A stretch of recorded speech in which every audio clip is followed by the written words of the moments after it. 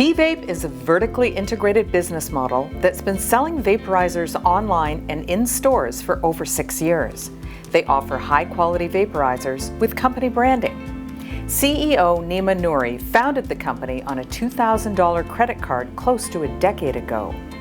TVape sells a wide range of products, including portable and desktop vapes, as well as accessories and parts.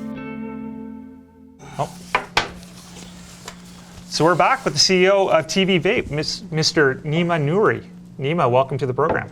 Thank you very much. Thank you for having me. TVape would be the correct pronunciations, but I know it's a difficult name.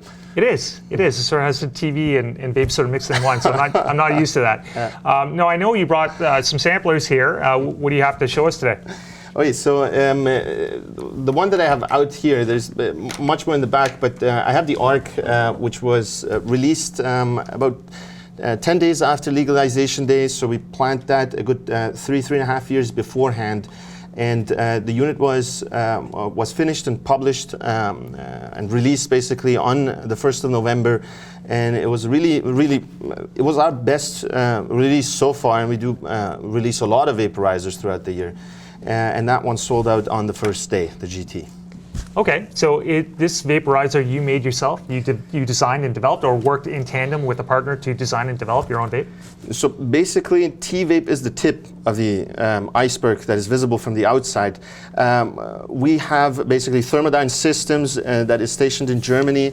That's Thermodyne Systems GmbH, and we have Thermodyne Systems in Canada as well. So basically our engineering arm, and Zeus is another business unit of our company. And of course it was all developed in-house, and it was done so from the beginning with customer feedback, survey data, focus groups, and so on and so forth.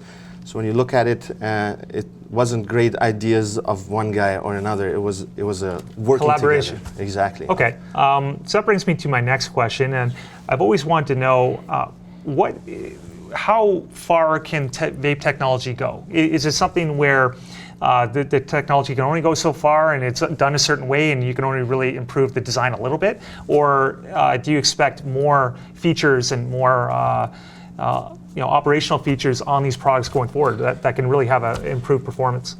So that's a great question. It's a very loaded question, but basically we're at the dawn of a new era. The first documented instance of smoking was about 5000 BC. I think it's been 7,000 years. Not vape, you're talking about.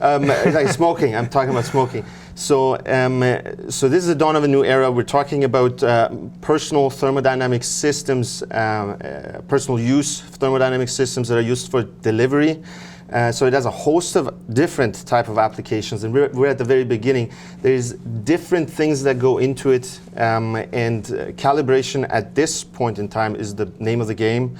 Features can be added, but not all of them are things that customers are asking for. But with time and with the technologies getting more advanced, it's just like I say smartphones or laptops. The first iPhone that came out versus what it became. Okay, so you're talking about more efficiencies, heating up faster, things like that, things that will actually improve it in a material way. Things of that nature. One can look at vaporizers as a small thermodynamic system. So you have a heating element, you have let's say a central processing unit, you have batteries and so on and so forth, and all of these things are constantly being improved. So the semiconductors, you see on the cell phone front, whatever they do, it determines what happens, how small they can get, how powerful they get, how much thinking they can do, how interconnected they get. For example, one of the let's say further out projects that we have already put parts of the infrastructure in place is the communication through the cyberspace, basically, and the basically the taking of usage patterns and communicating back what the level, let's say, of usage of the individual is and when they need to reorder. Now, I know legislation is not ready for that yet, but those are things that are going to just revolutionize the industry, and it just requires time for the Western world to catch up with it. Right. Now, I've recently become aware of a vaporizer, I forget the brand, but one that can be activated with a smartphone, where you can actually heat it to a certain temperature and obviously get the the terpenes and different levels of THC or CBD that you want out of it. Do you have a product that does that you could activate from your smartphone? And if not, is one upcoming? Yes, there's about 3 of them available now, but that's a very, very good point you raise, because the ARC deliberately is firmware upgradable, but it doesn't work with an app. Because during the development process, we started asking, and this is information that we did publish before, we started asking who actually wants to do that. Because when you want to vaporize, and you want to smoke, or you want to vape within seconds, basically. Yeah. You don't want to play around with your phone, you want to vape. Exactly. In fact, 21%, if I remember right, 21% of people actually cared. And of those 21%, you got to think of it as a conversion rate. About 5 to 10% maybe use it. The rest set it up and don't use it for 3 months. So it matters what you do with that feature, not just that it is in there. Okay, so you've actually focus grouped that aspect out and realized that people actually don't really want it at this point. It's a very low threshold of people, so it's not really it's on the roadmap, but it's not a priority for you. This goes a bit beyond a focus group, because we had, for example, just TVape.ca. That's a Canadian website. I'm not talking about any of the other websites. We're one of the top opinion leaders in the sector globally. So 6 million views in the last year, and I'm not talking legalization time. It just goes up from there, right? I'm talking the year before, 6 million views. So what we do when we send out a survey, and this is published, this is on our blog, for example, and you can see how many emails, surveys we sent out and how many respondents we had. I think that survey that I quoted had at least 750 respondents that took part in that survey. So it's not just 5 people thinking that's what you're going to do with an app. You have enough data there to make a conclusion. Yes, Ben, yes. Okay. So what next for the company? How are sales going? Are you meeting your sales thresholds? And what comes up next in the next 2 or 3 quarters? I know you're not a public company at this point. Is perhaps going public on the roadmap as well? So I want to answer the first part of the question. That's a loaded question on its own. On the roadmap, what happened at legalization that month, and before we were already the biggest in Canada and one of the major players in the world, but October we doubled. Doubled sales? Doubled, yes. In that month? Yes. Month over month we doubled, and the trend is very favorable continuously. So it's not a peak and then a drop off or anything like that. So with that, we believe that we have a big duty to the Canadian basically economy, as our politicians took quite a bit of risk to take Canada towards, let's say, legalization, and that the Western world is going to then after that. We think we have a great duty to make sure that Canada plays a big, let's say, role in the vaporization segment on the innovation front. So we do have innovations like the cartridge system that is going to be disposable, and it's going to be available in not too long of the future.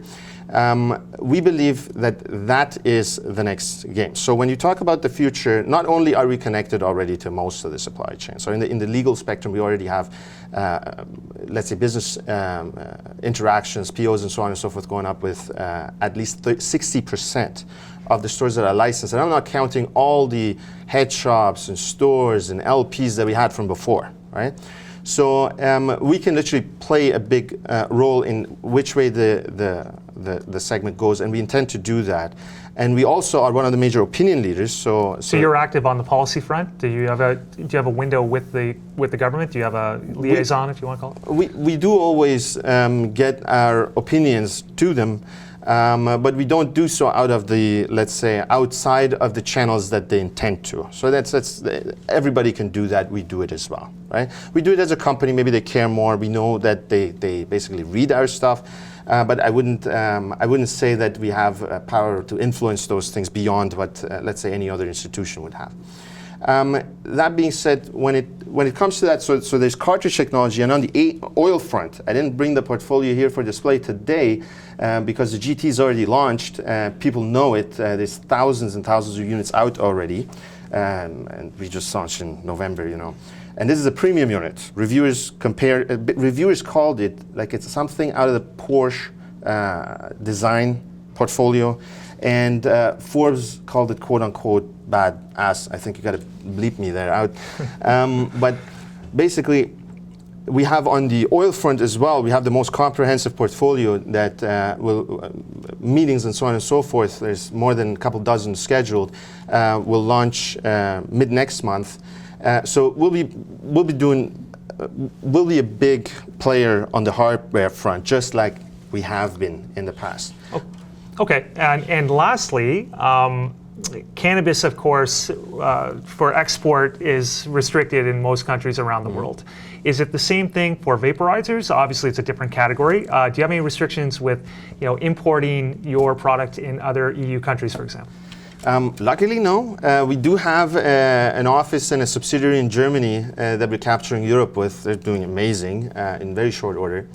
So we don't have that. So that's why when you look at LPs and they say we have this brand and that brand, and you may look at it and at the current state it may be 3D renders of a packaging and so on and so forth. When we talk about our portfolio, our top 2 brands play in the top 5 brands of vaporizers in Canada. And we're talking about approximately 300,000 SKUs circulating in Canada right now. So we can enter every market much sooner than any cannabis player can because we're much more broader set up than that. So we are already expanding globally. And you're cash flow positive as a yes. As a company, of course. We're very profitable, and I say that, tagging along to it, that we are successful because we're also very profitable for our supply chain partners. They also make good money, and I'm sure they love us as much as we love them. That's great. Now, last question. I know the previous last question was supposed to be the last question, but do you plan on going public anytime soon? I don't think you addressed that. No, I didn't. I've been pitched more than a couple dozen times by many different people. I don't believe it is necessary for us to go public because we don't need funds on that scale. We are very profitable. Things are progressing, though. In the private spectrum, we are open to strategic partners that would want to invest because we do double, as you see, rather quickly. And in order to keep that up more effectively and be able to capture the globe, we are open to that. And of course, I think one of your guests was AltaCorp, one of the best investment bankers I know, that do represent us on that front. And of course, if there's opportunities with people that have strategic depth, we do look at that. But public at this point in time, I don't think it is necessary to do that. We're much more agile being private. Great. Well, that's a great update, Nima. Thank you for joining us on the program. We appreciate it. We'll be following your story. Thank you very much, Ben. It was a pleasure. Great.